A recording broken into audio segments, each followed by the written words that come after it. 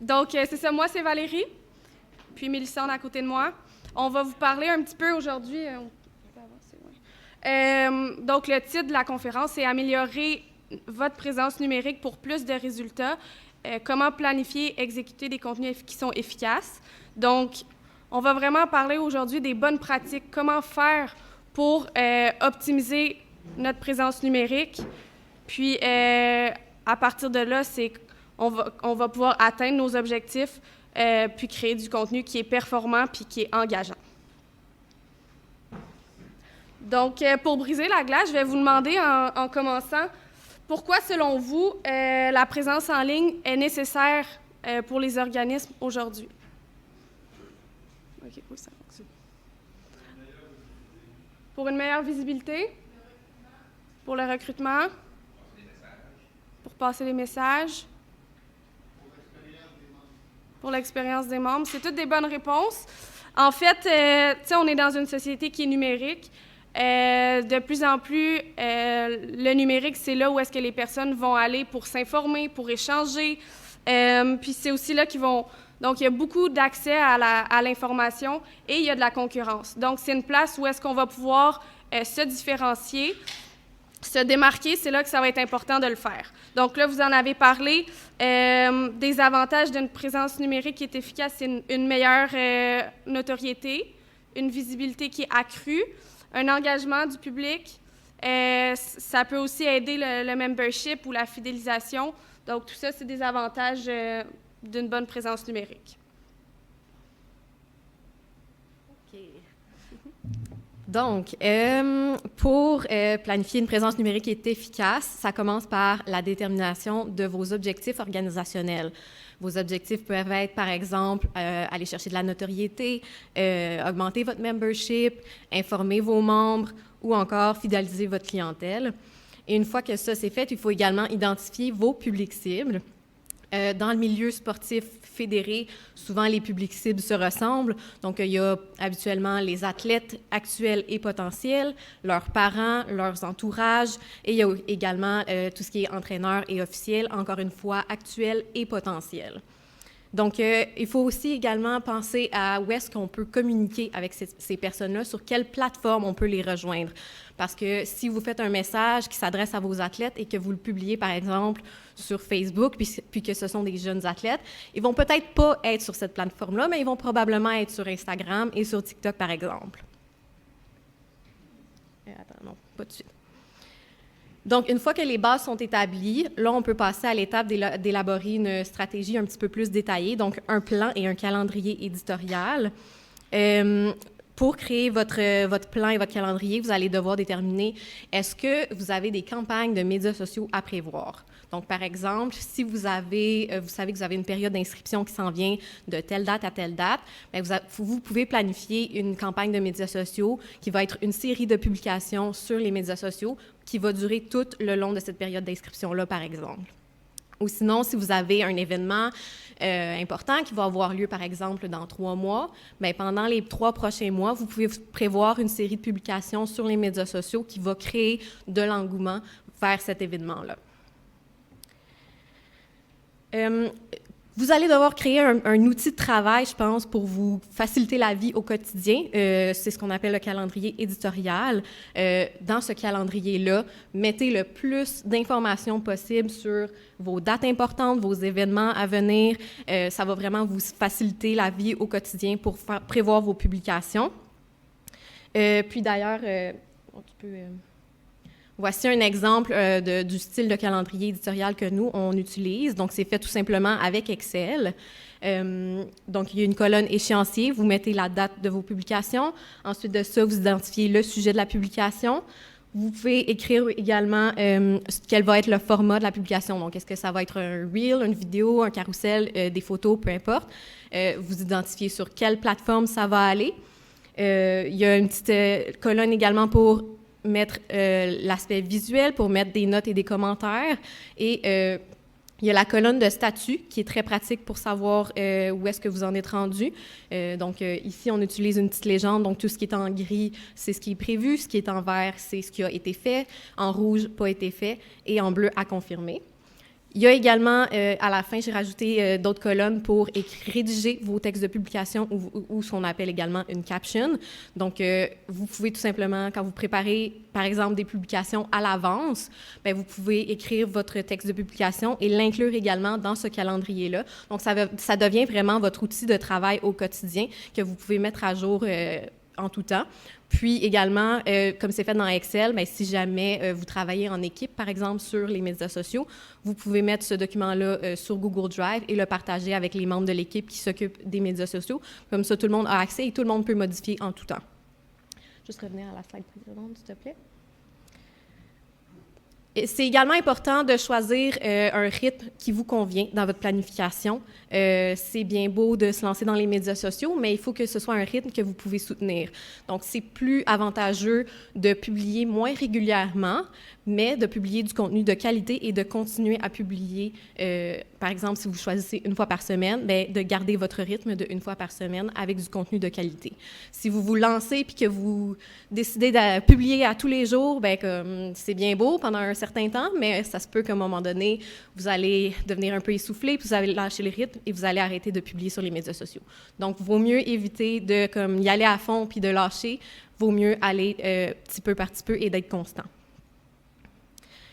Également, dans votre planification, c'est important de penser un petit peu à l'identité visuelle. Les médias sociaux, ce sont des plateformes visuelles.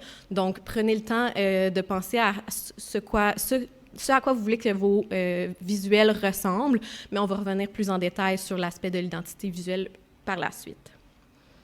Dernier point, le nom le dit, ce sont des médias sociaux, donc ce sont des plateformes pour socialiser. Donc, n'ayez pas peur de faire du contenu qui va faire briller votre communauté.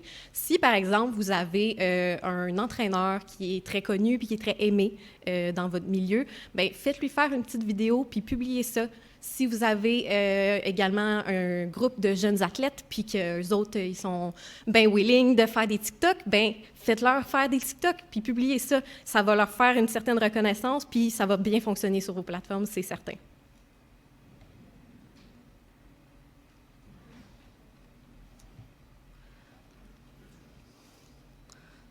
Donc, je pense qu'un mot qui est important pour toute la durée de la présentation, là, c'est vraiment la planification. Tout ce que Mélissandre vient de parler, il ne faut pas sous-estimer la planification.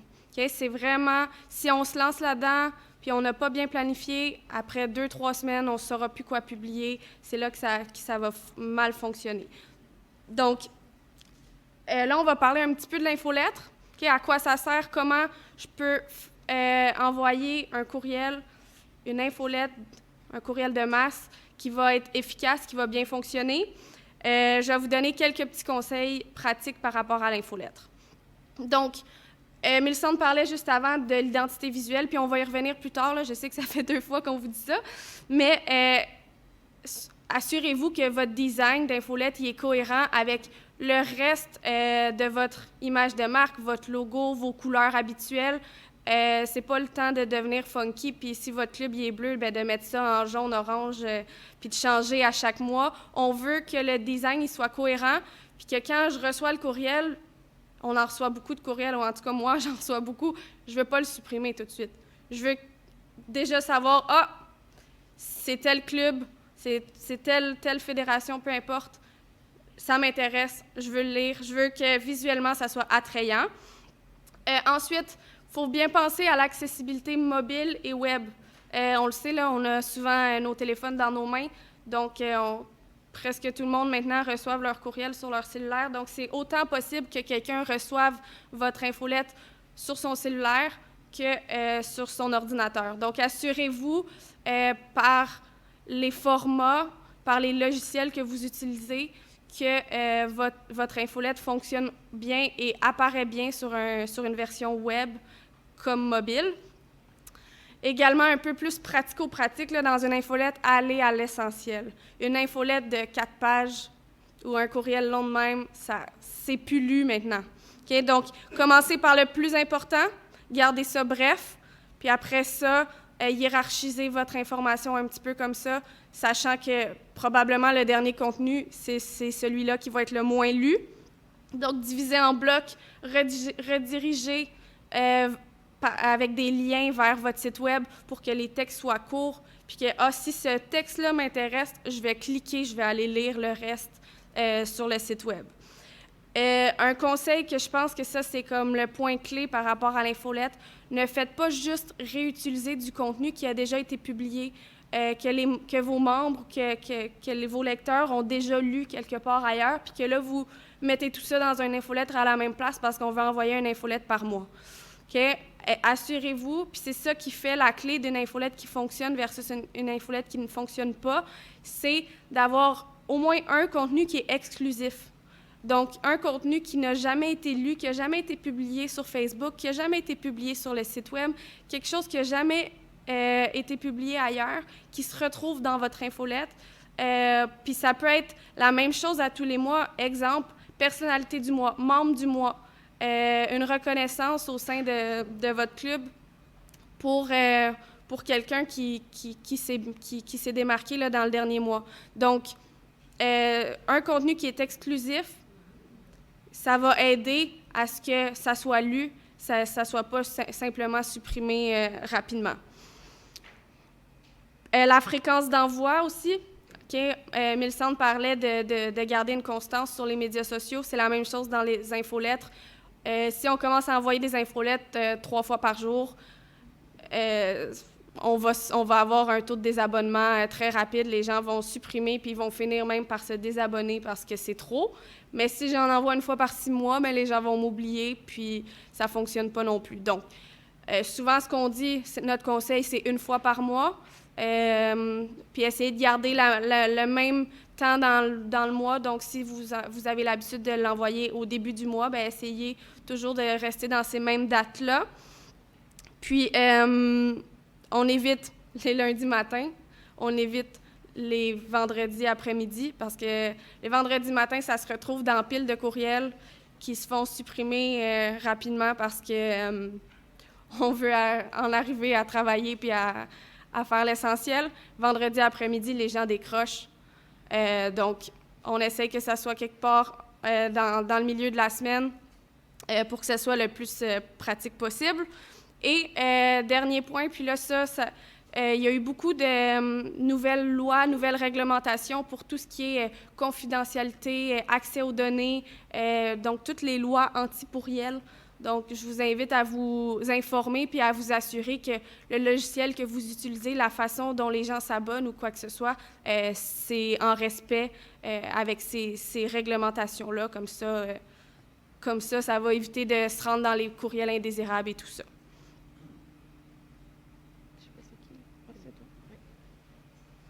Donc, on retourne dans les médias sociaux. Donc, il y a quelques points importants pour une création de contenu qui est efficace. L'identité visuelle est encore là, je vous promets qu'on vous revient. C'est la slide suivante, OK? Ensuite de ça, les formats de contenu performants, c'est-à-dire l'algorithme. L'algorithme, c'est ce qui détermine ce qui va bien fonctionner ou ce qui va moins bien fonctionner sur une plateforme. Et chaque plateforme a son propre algorithme. Et les algorithmes sont appelés à changer et à évoluer quand même régulièrement. Mais actuellement, je vous dirais que les formats les plus performants, en général, ça serait les carousels. Donc, un carrousel, c'est une série de plusieurs images. Il y a également les Reels et les vidéos, que ce soit sur Instagram ou sur TikTok. Cela dit, même si je vous dis que les Reels, c'est plus performant, ben, n'hésitez pas à essayer d'autres types de contenus sur toutes les plateformes parce que si vous essayez quelque chose puis que vous découvrez que ça fonctionne pour vous et pour votre public cible, ben allez-y. Certainement, les règles sont là pour être parfois brisées. Point très important également, je l'ai mentionné un petit peu tantôt, mettre l'humain de l'avant. Les personnes qui sont au sein de votre organisation, qui sont alentour de votre organisation, montrer ce que le public ne voit pas nécessairement habituellement. Pour vous, ça peut paraître banal parce que c'est votre réalité quotidienne, mais pour les gens qui sont à l'extérieur, ça peut être intéressant. Donc, de montrer du contenu, ce qu'on appelle du behind the scenes, de présenter les gens qui font vivre votre organisation. Et évidemment, ben, vous partagez sur les médias sociaux, vous voulez créer une communauté avec les gens, mais n'oubliez pas que vous faites partie de cette communauté-là. Donc, si les gens viennent commenter sur vos publications, prenez le temps pour aller lire et aller répondre. Si les gens vous identifient dans leur propre publication, allez interagir également, allez liker, commenter, partager. C'est comme ça qu'on crée des liens plus forts. Oui, c'est ça. Donc, on vous en a parlé, là. On y arrive. L'importance de l'identité visuelle. Puis ça, c'est vraiment un service qu'à Sportcom, on offre vraiment. Donc, moi, je vais vous parler un peu de notre méthodologie, pas pour vous vendre ce service-là nécessairement, plus pour que vous sachiez comment nous, on fait. On est des experts en communication, comment nous, on fait, puis comment vous pourriez faire pour améliorer votre identité visuelle. Donc, premièrement, nous, dans le cas où est-ce qu'on vend un contrat, on commence à... Je vais prendre l'exemple de Tir à l'arc Québec, qui était la Fédération québécoise de tir à l'arc, parce que vous le verrez juste après. Par exemple, on a un contrat avec Tir à l'arc Québec pour travailler sur leur identité visuelle. Donc, ce qu'on va faire, l'équipe communication puis l'équipe médias sociaux et graphisme, on va se réunir ensemble. On va analyser qu'est-ce qui est fait présentement, autant dans le contenu que dans le contenant. Puis, on va regarder qu'est-ce qu'on veut faire par la suite, comment on veut améliorer ça. Donc, c'est vraiment une réflexion ensemble, un brainstorm. Ensuite, on va se diviser en deux.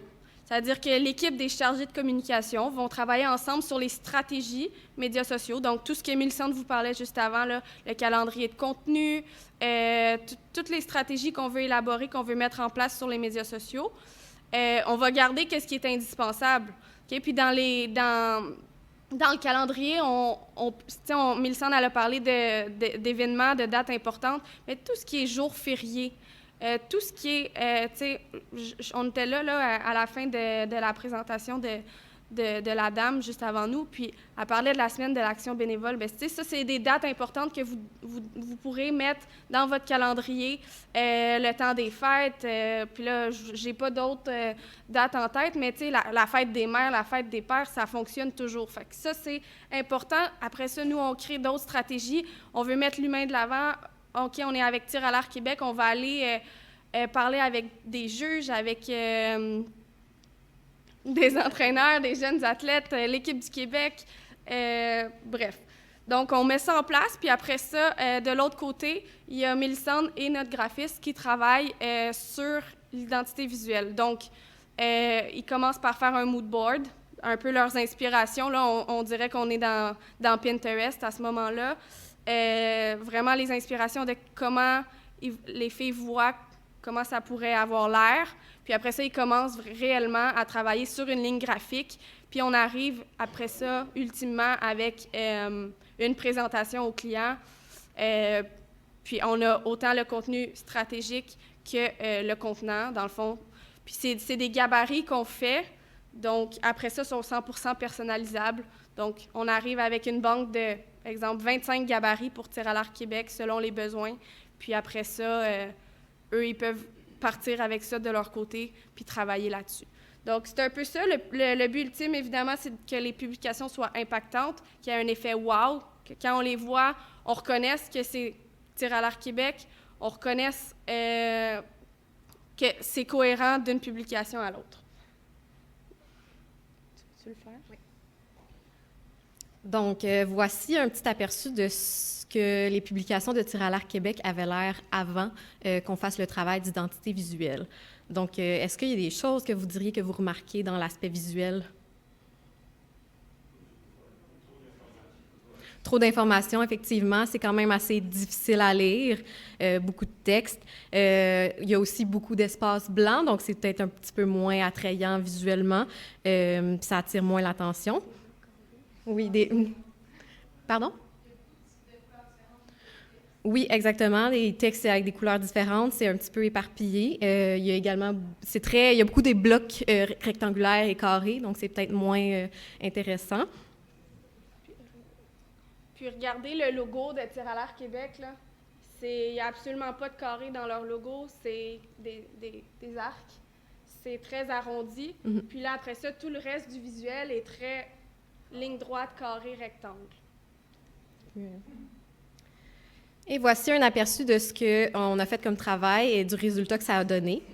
Donc, il y a quand même une bonne différence. Vous pouvez voir que c'est beaucoup plus coloré. Le logo de Tir à l'arc Québec a quand même plusieurs couleurs, du rouge, du vert, du jaune, du orange, du bleu. Donc, c'est beaucoup plus représentatif de la fédération et ça attire beaucoup plus l'œil. C'est également beaucoup plus épuré, c'est plus facile à lire, il y a moins de texte. Et vous remarquerez peut-être que l'élément qui est utilisé en fond d'écran, le petit... je ne sais pas comment l'appeler, le petit arc, cet arc-là a été retiré du logo de Tir à l'arc Québec, parce que le logo de Tir à l'arc Québec, c'est une série d'arcs comme ça qui forment un cercle.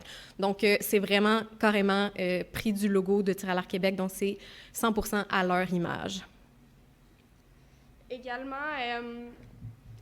ça paraît peut-être pas en ce moment, mais le travail des filles au niveau graphique a été fait pour que certaines couleurs soient accordées à certaines disciplines, parce qu'en tir à l'arc, bon, je ne suis pas une spécialiste de tir à l'arc, mais il y a le secteur concentrique, intérieur, extérieur, le secteur 3D et il y en a un autre. Non? Je ne sais pas. En tout cas. Je ne suis pas une experte non plus. Ce qui fait que chaque couleur a été utilisée pour vraiment diviser les disciplines pour que quelqu'un qui fait juste du 3D sache que, je pense que c'est vert, en tout cas, que le vert est utilisé pour leur secteur, pour ce qui les intéresse. Tandis que ce qui est concentrique, c'est le bleu foncé gris. Là. Vous ne le voyez pas de la même couleur exactement, là, mais c'est bleu foncé et orange. C'est quoi? Oui. C'est moi. Ensuite de ça, les tendances sur les médias sociaux. C'est sûr que les tendances peuvent sembler être une façon rapide et facile d'aller atteindre un plus grand public, mais avant de se lancer dans faire des tendances sur les médias sociaux, c'est important de se poser deux questions. Premièrement, est-ce que la tendance, elle est encore d'actualité? Parce que les médias sociaux, c'est des plateformes qui sont éphémères, donc les tendances, elles arrivent rapidement, mais elles deviennent également désuètes rapidement. Donc, si vous voulez embarquer dans la vague, il faut le faire quand même rapidement. Et la deuxième question à se poser, et je dirais probablement la plus importante, c'est comment est-ce que je peux appliquer cette tendance-là à mon organisation? Parce que c'est bien beau une tendance, mais ce sera pas... ça ne va pas fonctionner tout simplement parce que c'est populaire. Il faut que vous l'adaptiez à votre organisation. Oui. On va vous montrer un exemple. Justement, on est rendu là. Une tendance, en gros... Ah, t'es pas connecté à Internet? Bon, pendant qu'on se connecte à Internet.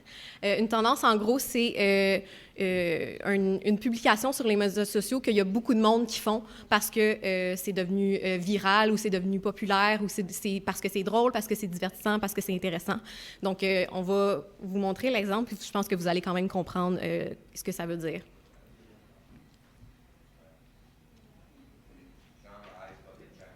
Oui, exactement. Le Ice Bucket Challenge, ça fait quand même quelques années de ça, mais c'est un bon exemple d'une tendance. C'est ça.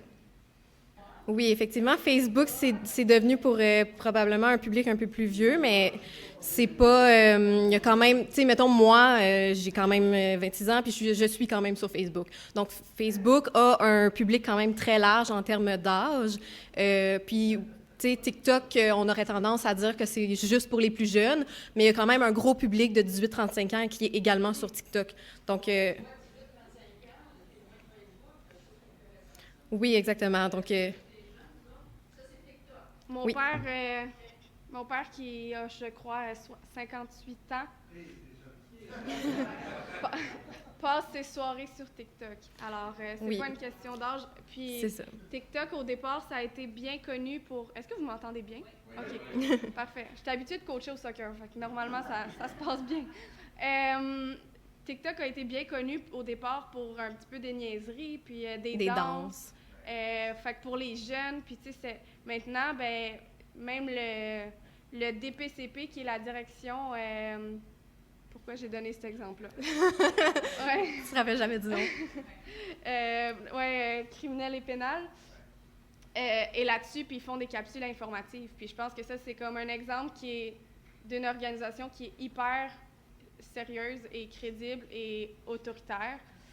Puis ils sont quand même capables de créer du contenu sur TikTok. Fait que je pense qu'il faut un peu, tout le monde, sortir de ce préjugé au départ que tout le monde avait là, sur les danses TikTok. Maintenant, il y a du contenu. Nous-mêmes, à Sportcom, le contenu qu'on fait sur TikTok, c'est du contenu qui sert à attirer un petit peu le monde, à montrer qu'est-ce qu'on fait dans les coulisses à Sportcom. Donc, normalement, puis on n'a pas pris beaucoup de temps pour vous parler de Sportcom, là, parce que c'est pas ça le but, mais normalement, à Sportcom, on a une mission fondamentale qui est de faire briller les athlètes, les entraîneurs québécois dans le monde du sport. Donc, les athlètes qui sont identifiés comme excellence par le gouvernement. Donc, c'est souvent des athlètes des sports olympiques et paralympiques. Puis, on a l'autre branche qui est un peu ce qu'on fait aujourd'hui, des services. Donc, des services de communication, aider les fédérations à briller. Donc, nous, souvent, on ne brille pas. On reste dans l'ombre parce qu'on travaille vraiment pour faire briller les athlètes, les entraîneurs, faire briller nos clients. Donc, notre compte TikTok, c'est vraiment pour essayer de montrer un peu qu'est-ce qu'on fait en arrière, dans l'ombre. Tantôt, j'en parlais quand c'était le cas de l'infolettre. Peut-être, mettons que c'est un portrait d'un entraîneur que vous voulez publier dans chaque infolettre. Le contenu, faites en sorte qu'il soit exclusif. Donc, qu'il soit pour la première fois publié dans votre infolettre. Donc, les gens qui y sont inscrits y ont accès de façon exclusive en primeur. Puis après ça, vous pouvez publier sur les médias sociaux. Oui, puis tu sais, si vous faites par exemple une vidéo entrevue avec cet entraîneur-là, puis vous me filmez en train de coacher, en action, tout ça, ça va vous faire un beau petit vidéo. Puis ce vidéo-là, c'est ça, après que ce soit diffusé dans l'infolettre en exclusivité, après ça, vous pouvez publier votre vidéo sur les médias sociaux. Et là, à ce moment-là, c'est vraiment pas un problème de réutiliser la même vidéo sur Instagram, sur TikTok, ou peu importe où vous voulez la publier, la vidéo. Le format peut changer d'une plateforme à l'autre parce que sur Instagram et sur TikTok, on va toujours publier quelque chose qui est à la verticale, tandis que sur Facebook, encore, les deux sont acceptés. En fait, sur Instagram puis sur TikTok aussi, c'est accepté, mais c'est beaucoup moins performant. Tandis que sur Facebook, les deux fonctionnent encore très bien. Puis, on va en reparler du texte de publication, là, la caption, mais c'est aussi une façon de varier un peu le format, le contenu, parce que si vous publiez sur Facebook pour des gens qui ont 30 ans et plus, le texte de publication qui va les accrocher ne sera pas nécessairement le même que celui sur Instagram pour des plus jeunes. On revient aux tendances médias sociaux avec l'exemple. Again!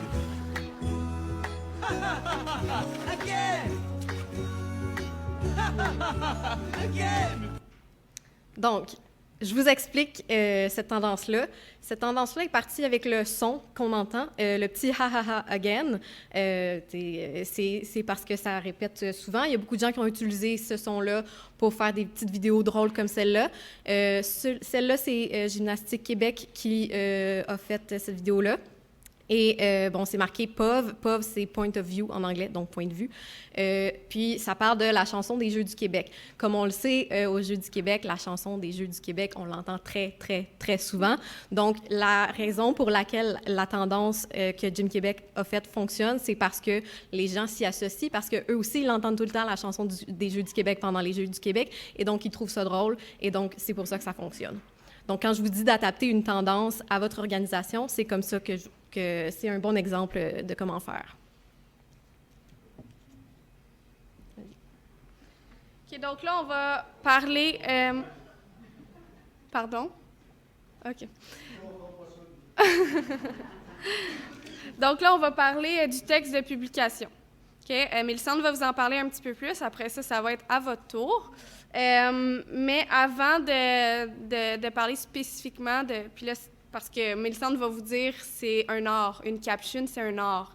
Donc, avant de vous en parler plus spécifiquement, je vous dirais que de toujours garder en tête qu'il y a 3 objectifs quand on fait une publication. Donc, la publication va répondre auquel de ces objectifs-là. Le premier objectif, ça peut être d'informer, d'éduquer. Le deuxième objectif, ça va être d'inspirer. Puis ça peut être beaucoup sur Instagram. Puis le troisième objectif, c'est divertir. Ça peut se faire un peu sur toutes les plateformes, mais peut-être encore plus sur Instagram puis sur TikTok. Donc, toujours garder en tête pour ma publication que je vais faire, c'est quoi mon but avec ça? Est-ce que c'est d'informer, donner de l'information aux gens ou qui en apprennent davantage sur un tel sujet, ou c'est de les inspirer avec un portrait d'un bénévole, ou c'est de les divertir simplement avec des images du dernier championnat. C'est ça, j'ai pas d'autres exemples.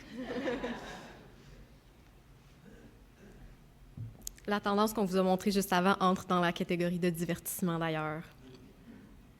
Donc, oui, lors de la caption, je vais vous donner quelques conseils pratiques importants à garder en tête. Premièrement, commencez par une accroche. Le début de votre caption, c'est la partie la plus importante parce que c'est ce qui va déterminer si la personne qui arrive à votre publication va continuer de la lire ou si elle va passer à autre chose. Donc, il faut que ce soit quelque chose de dynamique, de punché, de court, puis d'intéressant. Combien de temps? 2 secondes? Pardon? En termes de temps, tu dis rapidement, c'est quelques secondes? Bien, une phrase, c'est suffisant. Même 2-3 mots aussi, ça peut le faire. C'est ça. Deuxième point, aller à l'essentiel. Donc, ça revient un petit peu à ce que je viens de dire, justement, garder ça court. À moins qu'il s'agisse d'une publication qu'on appelle storytelling, qui est des publications où est-ce qu'on raconte une histoire. Donc, Valérie avait donné l'exemple d'un portrait d'un entraîneur ou quelque chose. Ça, c'est à part. Mais si c'est pas une publication de storytelling, gardez vos phrases le plus court possible et communiquez votre message avec le moins de mots possible. Par exemple, si vous voulez dire que l'événement a été absolument incroyable, bien, au lieu de dire absolument incroyable, vous pouvez le qualifier de mémorable. Donc, le moins de mots possible. Et un petit truc pour ça, justement, c'est qu'une fois que votre caption est rédigée au complet, prenez le temps de la relire et là, après ça, d'aller enlever les mots qui sont superflus ou de remplacer des groupes de mots par un seul mot individuel, comme l'exemple que je viens de vous donner. Autre point très important dans la caption, l'appel à l'action. Habituellement, l'appel à l'action va être plus vers la fin de la caption. C'est quelque chose qui va aider à aller chercher plus que juste des vues et des mentions j'aime sur vos publications. On veut inciter les gens à poser une action. Donc, vous pouvez, par exemple, poser une question dans votre caption et inviter les gens à répondre en commentaire. Vous pouvez également inviter les gens à cliquer sur le lien pour s'inscrire à quelque chose. Vous pouvez aussi inviter les gens à s'abonner à vos publications parce que vous avez un projet existant qui s'en vient puis vous voulez qu'ils puissent avoir les informations bientôt. Donc, ce sont des exemples d'appel à l'action. Ensuite, pour ce qui est des emojis dans une caption, comme beaucoup de choses dans la vie, trop, c'est comme pas assez. Donc, doser les emojis. Nous, on dit habituellement maximum 1 ou 2 de suite. Donc, si par exemple, votre caption, elle est en 3 petits blocs, bien, vous pouvez par exemple mettre 2 emojis après le premier bloc et un emoji à la fin du dernier bloc ou un seul emoji après chacun des blocs. Ce qui m'amène au point suivant, séparer votre caption en petits blocs. Il n'y a personne qui a le goût de lire des longs paragraphes. Okay? L'attention sur les médias sociaux, c'est dur à garder et à aller chercher. Donc, si vous séparez votre caption en petits blocs, ça va plus inciter les gens à lire parce que ça a l'air tout simplement plus léger et moins long à lire visuellement.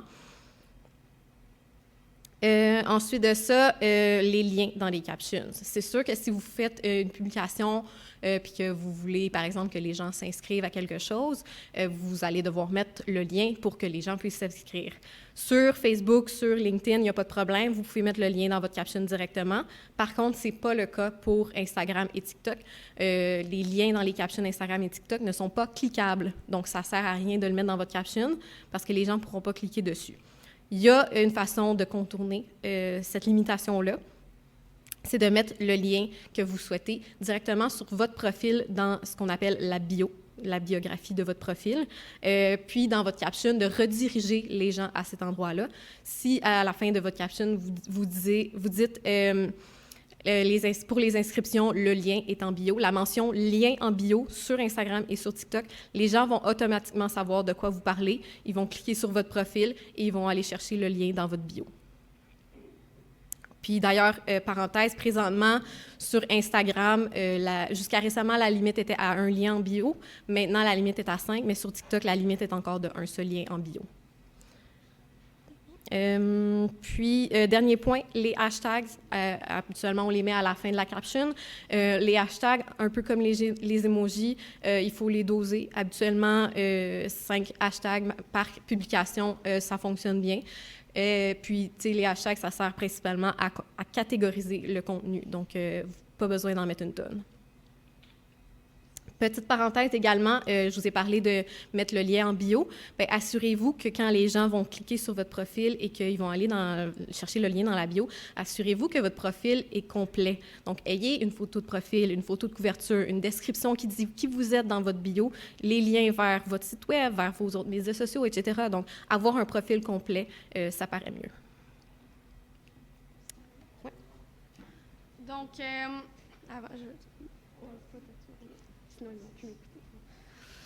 maintenant, c'est à vous. Donc, papier, crayon, vous pouvez vous mettre seul ou en équipe par table, il n'y a pas de problème. On va vous faire rédiger une caption. Donc, je vais vous donner les consignes. On va vous donner les informations que la caption doit avoir. Donc, c'est une caption pour Facebook, pour Instagram. Si vous avez bien écouté les derniers propos de Mélissande, il va y avoir une petite distinction. Les informations qui doivent se retrouver dans la caption, c'est un événement, porte ouverte, que vous tenez dans votre club. Ça va avoir lieu le 25 mai, de 13h à 16h, et vous voulez inciter les gens à s'inscrire, donc vous donnez les informations pour les inscriptions. Parfait, on vous laisse 5 minutes. Parfait. Est-ce qu'il y a un groupe qui voudrait présenter son texte de publication? Allez-y. Ça m'intéresse bien de le voir, parce qu'il y a plein des emojis, tout ça, mais bref, on va aller.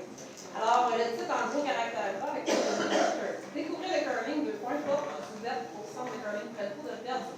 Le centre de curling Felco de Verdun ouvre ses portes et vous invite à découvrir le monde passionnant du curling lors de nos tours du Verdun. On descend un peu, puis on a avec la date 25 mai 2024, l'heure de 13 à 16h, lieu centre de curling Felco, hors de Verdun. Ensuite, que vous soyez un débutant curieux ou un vétéran chevronné, venez nous rejoindre pour. Et là, on a encore à Eric des emojis, des démonstrations de curling par les professionnels de 5 ans. Des sessions d'initiation pour apprendre les bases, des jeux d'animation pour les plus petits, des prix et des surprises à gagner. Puis là, on dit, pour nous rejoindre, je sais que ça peut paraître long. Par contre, sur Facebook, c'est une plateforme qui accepte un peu plus, d'après moi, on peut plus se permettre d'écrire. Puis sur Instagram, on reprend vraiment plus les bases, qu'est-ce qui est important pour faire le même message, mais en plus court. J'imagine que sur Instagram, l'image va être très importante, parce que c'est le coup d'œil sur Instagram qui est plus important que Facebook. Ça peut être la même image, mais bref, Instagram, on va essayer vraiment d'aller chercher la qualité visuelle plutôt que textuelle. C'est ce que j'ai appris de vous, mesdames. C'est très bien. Est-ce qu'il y a quelqu'un d'autre qui voudrait? Oui. C'est ce qu'elle vient de dire avant? OK, vas-y. Okay. Si je peux me permettre des suggestions, c'est très bien, honnêtement. La façon de présenter l'information, justement, avec le date, heure, lieu, ça, c'est excellent, avec les petits emojis. Je pense que l'affaire que je modifierais un petit peu, c'est que le lieu est mentionné, je pense, 3 fois dans le titre, dans la première phrase et dans les informations. Donc, c'est pas nécessaire de le mentionner 3 fois. Une fois, c'est suffisant. Puis, la partie après ça, à quoi ils peuvent s'attendre des activités, ça, cette information-là pourrait, par exemple, être retirée de la caption et mise dans le visuel. Donc, si vous voulez raccourcir votre caption, ça serait une façon intéressante de le faire. Sinon, moi, juste petit commentaire, vous disiez le visuel sur Instagram, sur Facebook. ne vous compliquez pas la vie. Hein. Vous pouvez mettre le même visuel autant sur Facebook que sur Instagram. On le sait, là, vous faites pas ça de votre vie des médias sociaux. Vous n'êtes pas payé à faire ça à longueur de semaine. Donc, vous pouvez mettre le même visuel, accordez-y le plus d'importance possible esthétiquement, essayer de faire en sorte qu'il soit le mieux possible autant sur Facebook que sur Instagram, puis vous allez pouvoir le publier en double sans le modifier nécessairement. Puis je pense, juste une petite idée, Mélissa en disait, tout le programme de la journée porte ouverte pourrait se retrouver dans le visuel. Il pourrait aussi se retrouver dans une deuxième publication. Pour rappel, mais c'est dans 2 jours maintenant, la journée porte ouverte. Voyez tout ce qui vous attend si vous vous inscrevez. Oui? Pour ce qui est du visuel, quelle sorte de photos, c'est à quoi on peut s'attendre? Est-ce qu'on met une photo d'un de nos membres du curling qui va être à la porte ouverte? Est-ce qu'on met une photo qu'on a déjà sur Internet? C'est quoi le genre de visuel qu'on s'attend à voir à ce moment-là? Vous vous souvenez des visuels qu'on vous a montrés du après Tir à l'arc Québec? Mais tu sais, c'est pas obligé d'être une photo nécessairement. Ça peut être juste un beau fond avec quelques petits éléments graphiques qui font que c'est cute, tu sais. Puis même, on vous montrera, là, on va vous présenter aussi quelques outils qui peuvent vous aider, autant visuellement que dans votre gestion quotidienne là, de vos médias sociaux. Puis on va vous montrer ce avec quoi on a fait la présentation, qui est un outil exceptionnel. Donc, on va vous le montrer parce que c'est super facile de créer des visuels avec ça. Ça peut aussi être un mix des deux. Si vous avez une belle photo, par exemple, justement d'un de vos membres, vous pouvez la mettre dans votre visuel avec des petits éléments graphiques alentour puis un petit peu de texte également. Donc, il y a plein de possibilités. Vous aviez levé la main? Oui, en fait, nous, on avait un petit vidéo d'un junior qui est déjà super incroyable. Là, on met comme ça a l'air facile, mais on fait aussi 25 minutes, 13 heures, 13 heures, avec tout le monde comment ça va super bien. Dans hashtag Go, hashtag Racing, hashtag Bien, c'est très bon, honnêtement. J'aime beaucoup l'idée du petit vidéo puis de lancer le défi. C'est sûr, c'est une excellente accroche pour attirer l'attention des gens. Peut-être que la seule modification que je ferais, c'est au niveau des hashtags. Si vous prenez des hashtags très généraux, par exemple, si vous marquez juste hashtag curling, bien, dans hashtag curling, il y a probablement des centaines de milliers de publications sous ce hashtag-là. Donc, c'est pas nécessairement pertinent pour vous de l'utiliser, mais si vous utilisez hashtag curling Glenmore, parce qu'on est ici, mettons, bien là, ça identifie plus précisément où est-ce que vous êtes. Donc, pensez un petit peu à ça avec vos hashtags, de préciser un petit peu plus. Comme ça, en utilisant des hashtags plus précis, bien, ça va être plus pertinent à votre publication. Mais excellente caption. Utiliser un hashtag qui existe, parce que c'est un nouveau hashtag c'est comme hashtag d'achat, puis que dans le fond, il y a juste les gens qui viennent essayer, ben, ils peuvent faire ça, on pourrait ça avec un hashtag. Oui. C'est un risque à prendre que je comprends, parce que dans le fond, les histoires. Bien, honnêtement, créer un nouveau hashtag, c'est 100% correct de le faire, puis il faut juste que vous incitez les gens à l'utiliser, puis à le partager, puis ça va comme ça créer un petit mouvement. Mais oui, c'est très faisable. Par exemple, je vous l'ai dit, là, je suis une fille de soccer, fait que je suis entraîneur de soccer. Dans notre club, on utilise le hashtag notre club, notre histoire. Fait que dans toutes nos publications, c'est notre club, notre histoire. C'est vraiment un peu le slogan du club. Puis l'autre hashtag qu'on utilise souvent quand on félicite quelqu'un pour un accomplissement, c'est le nom du club, c'est Club de soccer de Saint-Hubert, donc CSSH. Puis on a créé le hashtag Fierté CSSH. Donc c'est vraiment ces 2 hashtags-là qu'on utilise le plus souvent, puis qui permettent aussi de répertorier un peu tout ce qu'on fait dans ces hashtags-là, puis toutes les fois que le hashtag a été utilisé par certains de nos joueurs, joueuses. As-tu le temps d'en faire d'autres ou pas? Donc, voici l'exemple de caption que nous, on a rédigé. Vous avez envie d'essayer le curling? Joignez-vous à nous lors de notre journée porte ouverte avec les informations date, heure et lieu. Faites vite, les places sont limitées, donc appel à l'action. Inscrivez-vous d'ici le 20 mai avec le lien. Donc ça, c'est la version Facebook.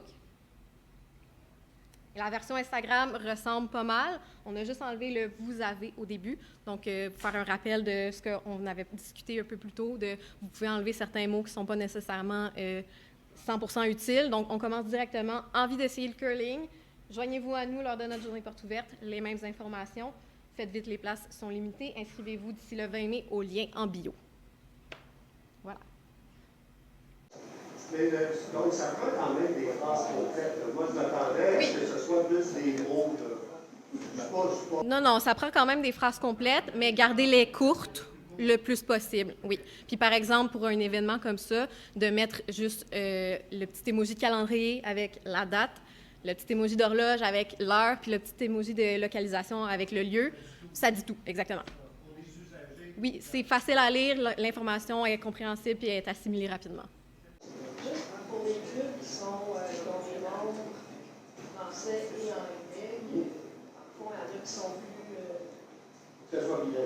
C'est ça, est-ce qu'on fait deux? Si vos membres sont francophones et anglophones, nous, parfois, il y a certains clients pour qui on doit faire des publications dans les deux langues.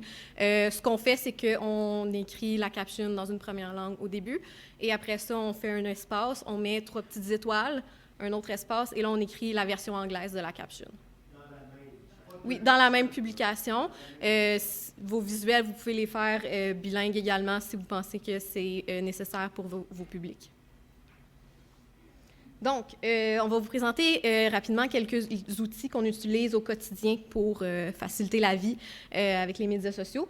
Donc, ça, c'est Canva que vous voyez à l'écran. C'est ce qu'on a utilisé pour faire la présentation d'aujourd'hui. C'est ce qu'on a utilisé pour faire les gabarits de visuels de Tir à l'arc Québec qu'on vous a présenté tout à l'heure. C'est un outil qui est très facile d'utilisation. Il y a beaucoup d'options. Il y a des gabarits qui sont offerts. Il y a des banques de photos. Il y a des éléments graphiques. Et vous pouvez animer des choses. Vous pouvez mettre du texte dans différentes polices. Donc, c'est vraiment un peu un truc de designer, mais comme facile d'utilisation pour tout le monde, pour les gens qui ne sont pas designers, dans le fond. Ça s'appelle Canva. C-A-N-V-A.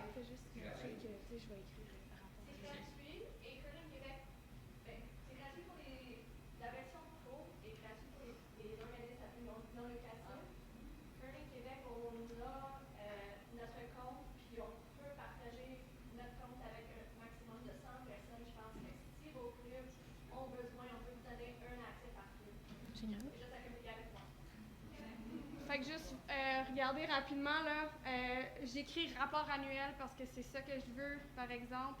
Je veux mettre en page un rapport annuel. Bien là, ici, j'ai plein de modèles. Puis si je clique, exemple, sur ce modèle-là, où est-ce qu'il y a le gros 2023, bien là, on voit les pages défiler. Je pourrais personnaliser tous les blocs de texte, tout ça. Je pourrais personnaliser les couleurs. Fait que c'est le bleu, ça définit pas mon club. Moi, c'est rouge. Bien, je vais pouvoir mettre ça rouge à notre image. Donc, non, c'est ça, c'est amplement libre de droit, c'est fait pour ça. C'est là qu'on crée nos publications. Donc, je pourrais supprimer le travail de mes collègues, ce que je ne ferai pas trop. Je pourrais changer ici le texte, tout ça. Là, je vais remettre ça beau, là.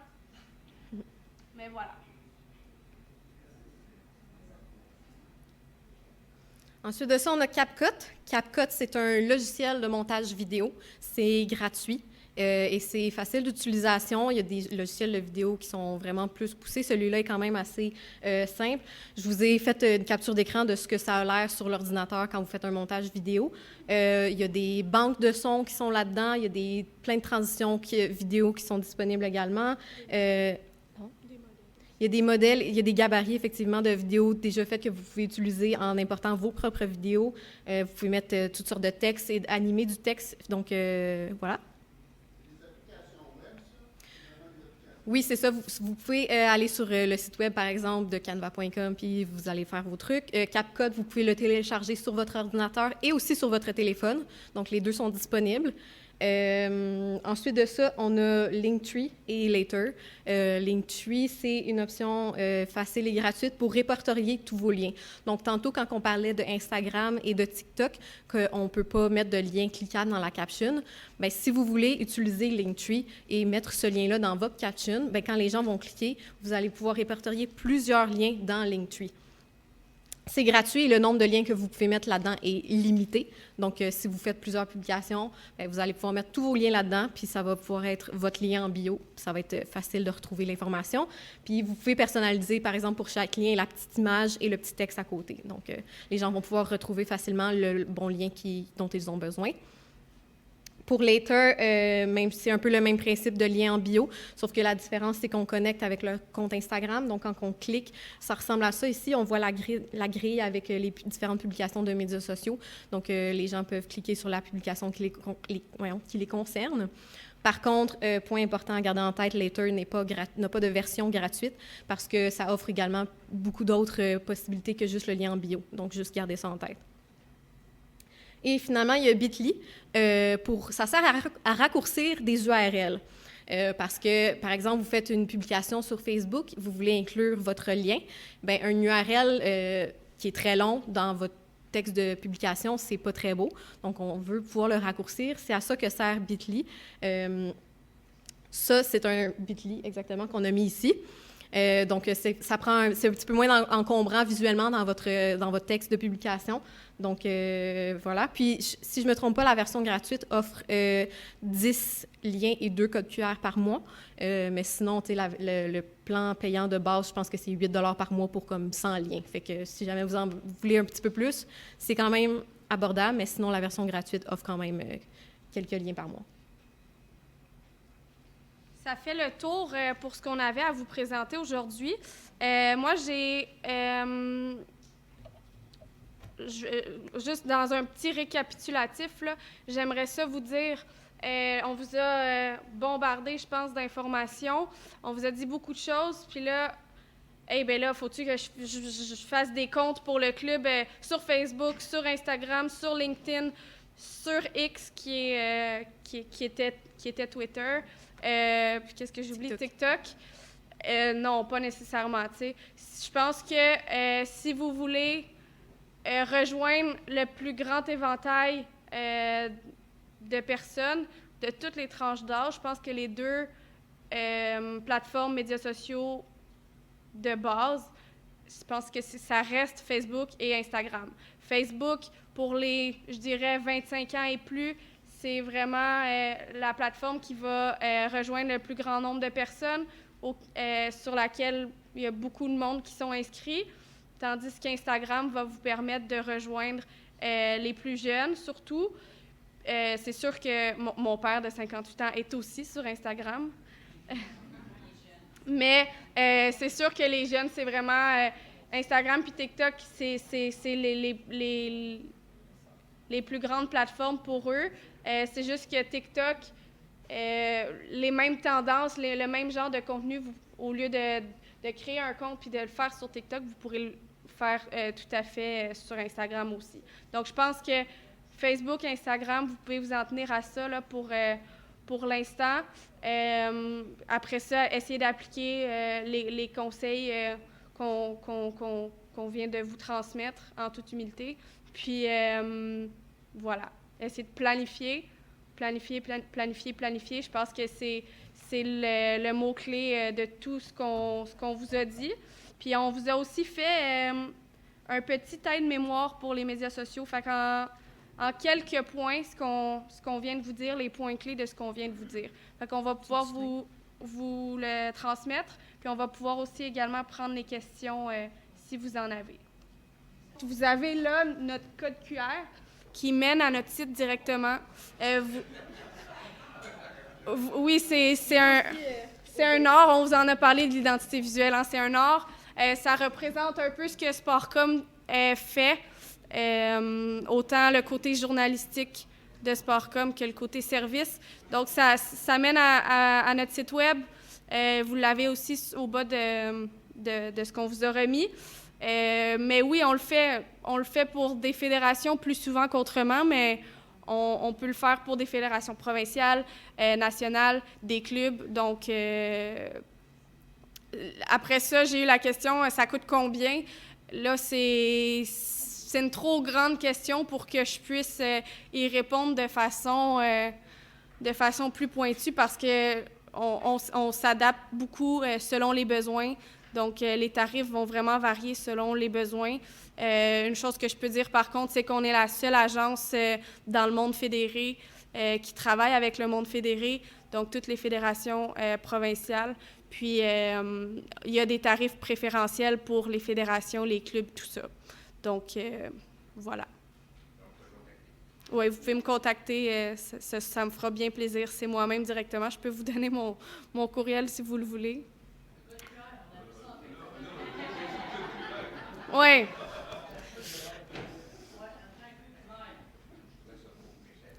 Oui, mais là, ça, c'est pas nous qui l'avons fait, le code QR. C'est vraiment une agence de code QR artistique. Ça coûte cher. Ça coûte cher quand même. Ça coûte plus cher que nous.